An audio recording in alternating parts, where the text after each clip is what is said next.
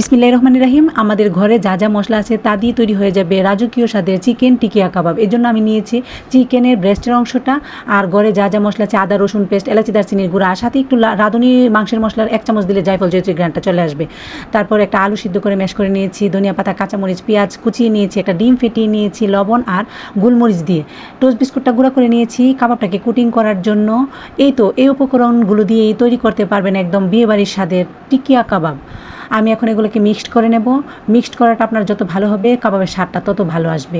2টা পাউরুটির পিস দিয়েছি যাতে কুটিংটা ভালো হয়, ভাজার সময় ভেঙে যাবে না, খুব সুন্দর একটা শেপও দিতে পারবেন।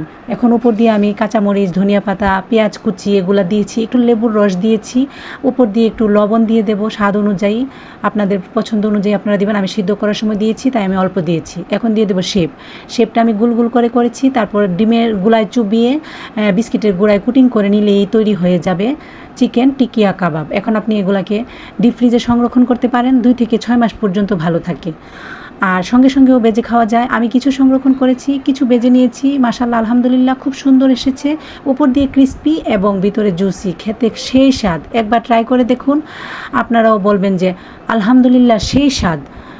আপনারা সবাই ভালো থাকবেন। আসসালামু আলাইকুম, আল্লাহ হাফেজ।